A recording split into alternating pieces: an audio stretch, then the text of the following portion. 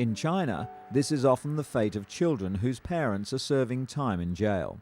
Shunned by society and left to fend for themselves, many end up on the streets begging to survive.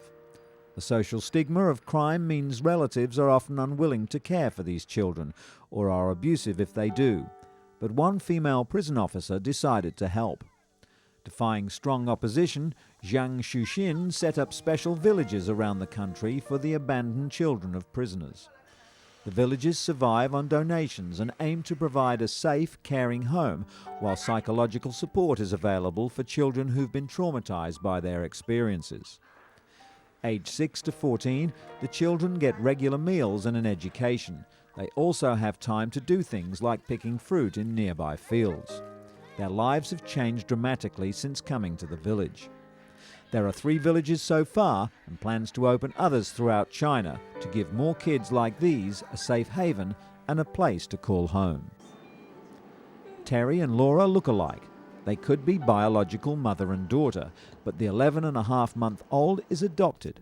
Marta was her name at the orphanage in Kazakhstan, where this video of her at 2 months old was taken. Marta had many serious health concerns, ranging from rickets to hypertension, so Terry and her husband Michael sought the help of Dr. Kate Cronin of the DuPont Hospital in Delaware. Doctors use the videotape to check for any physiological and behavioral problems, but most countries don't provide videos, so decisions must be based on medical records and still photographs, and better yet, a discussion with the medical staff at the orphanage. Dr. Cronin's phone call revealed that many of Laura's health problems were misdiagnosed, but she still requested an updated video and advised Terry and Michael to take their time. The baby's eye contact was strong and she was holding her head up, but at 5 months old, she still wasn't babbling. Nevertheless, Terry and Michael travelled to Kazakhstan for their daughter. With her new parents' love and care, Laura was rolling over within 3 days and sitting up on her own within a month and a half. Since last seeing Laura via video, Dr. Cronin has witnessed a remarkable turnaround. She's crawling, standing, babbling, and doing all the other things a typical 11-month-old would do. Today, little Nora's a healthy handful, bringing her parents great joy.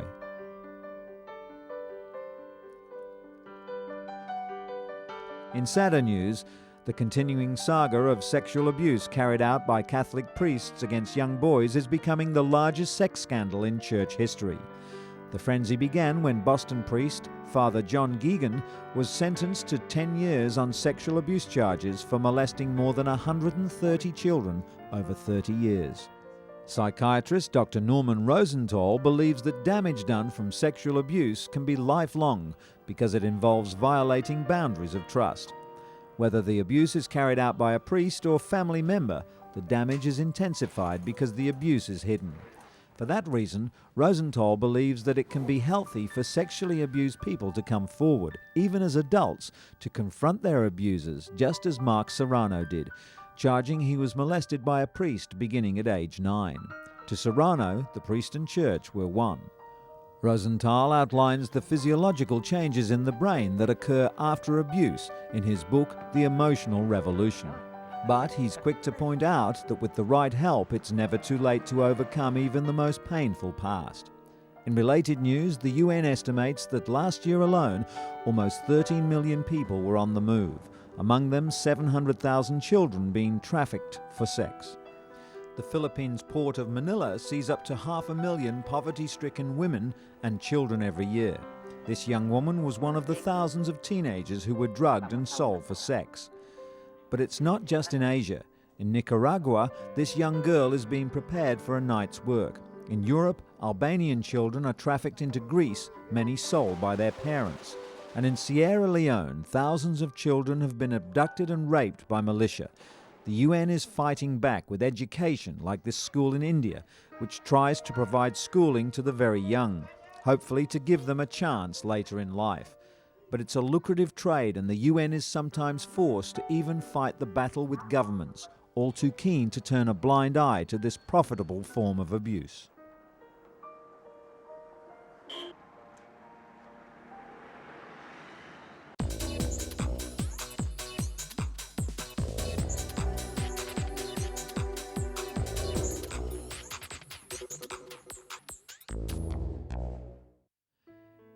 It often has no symptoms and there's no known cure, but this genetic heart condition can claim a young life in an instant. 15-year-old Colin Dolder has had hypertrophic cardiomyopathy, or HCM, for 3 years. It's a disease that causes the heart's main chamber to enlarge, making it vulnerable to life-threatening rhythm abnormalities. Dr. Barry Marin of the Minneapolis Heart Institute is trying to raise awareness of the disease that affects 1 in 500 people.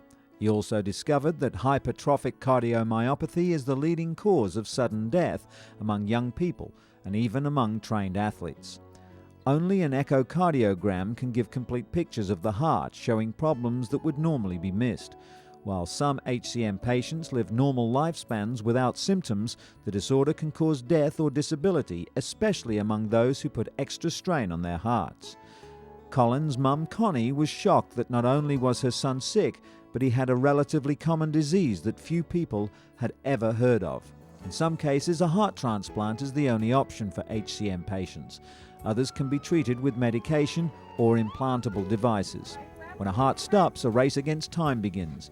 Paramedics struggle to keep the victim alive long enough to get to a hospital. But with a survival rate of 5% or less, the odds are stacked massively against them. A recently published study shows that a drug called amiodarone can double the patient's chances of getting to the hospital alive. When a person goes into cardiac arrest, the first response is cardiopulmonary resuscitation, then defibrillation. But if by the third electric shock the heart hasn't returned to a regular beat, the standard procedure is to inject the drug lidocaine.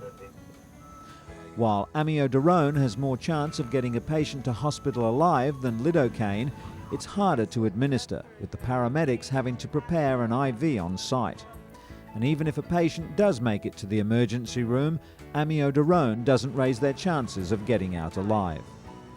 Another study in the New England Journal of Medicine has shown that ice packs used to chill the bodies of cardiac arrest victims will dramatically reduce neurological damage from stroke. Scientists are advising that ambulances should carry ice packs to be placed on a patient's body immediately. Applied in time, the cooling can improve their chances of surviving with little or no neurological damage. The findings from Australian and European researchers in 2 separate studies offer an inexpensive new tool to help the millions of people who suffer cardiac arrest worldwide. While CPR or a defibrillator can restart the heart, a series of brain-damaging chemical reactions may have already started if too much time had elapsed. Doctors at Duke University Hospital in North Carolina have already noted many positive effects of the cooling technique. If the heart stops beating for more than 5 minutes, brain damage or death is very likely. But lowering the body temperature to 92 degrees Fahrenheit, 6 degrees below normal, is considered the optimum temperature. Of the 1.1 million American heart attack victims each year, only about 20% get to the hospital in time to benefit from the latest clot-busting medication. Non-invasive prevention implantable. These were the buzzwords at a recent meeting of the top minds in cardiac care. Among the advancements in the research into the world's biggest killer, heart disease, is a new drug-coated stent that's proven 100% effective. Surgeons can now combine balloon angioplasty with stainless steel stents to prop arteries open.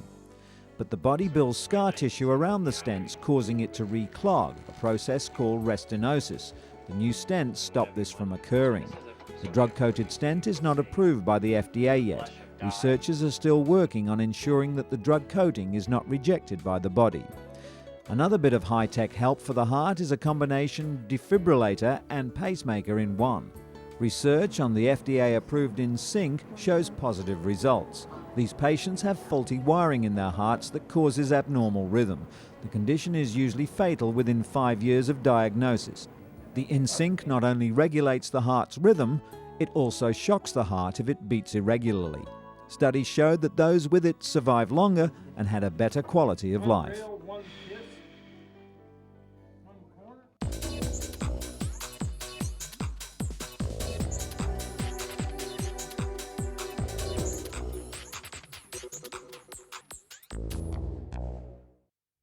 Japan's snow monkeys have known for ages the joys of a hot outdoor bath in the middle of a cold winter's day. But now people from across the globe are discovering the same pleasure in Iceland. The Blue Lagoon is an outdoor spa created from the runoff of a geothermal power plant. Never mind that the temperature outside is below freezing, the warm waters in the lagoon average a comfortable 100 degrees Fahrenheit. But these waters offer more than a pleasant excursion on a cold day. The lagoon's mineral content is known to cure common skin ailments like eczema and psoriasis. According to scientists, the unique ecosystem of blue-green algae and silica mud coupled with the location's unpolluted surroundings form the treatment's foundation. The medicinal attributes of the water were discovered by chance. Today, the lagoon runs a skin therapy outpatient clinic. Treatment for psoriasis takes about 4 weeks. The cost for Icelanders is covered under the country's national health insurance. The price for foreigners depends on the length of their treatment. A daily visit, excluding special treatments, costs about $80. However, most of the people who arrive at this oasis don't come for treatments, but rather to be treated to an afternoon of relaxation. There's nothing like it.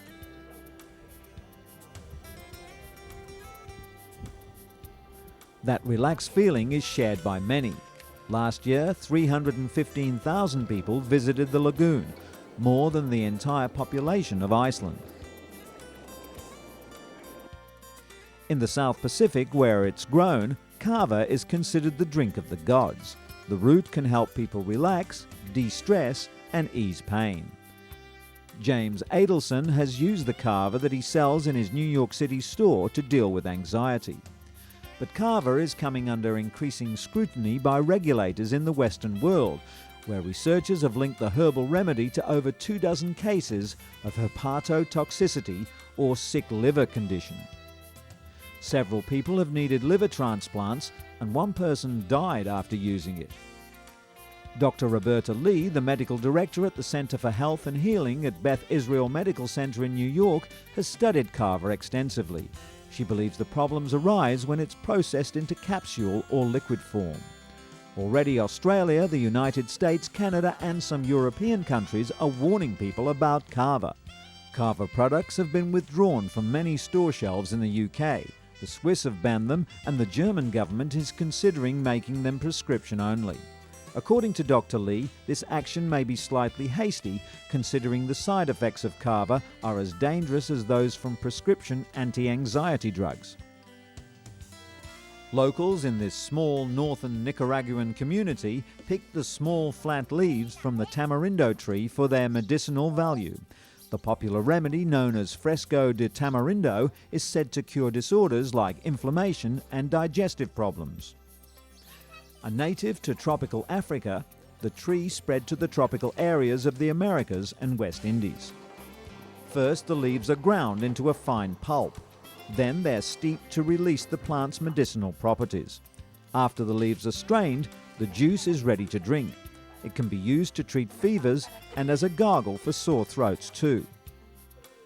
The pulp, which is dried and packaged, can also be sprinkled into food, as it's known to help those suffering from stomach upsets.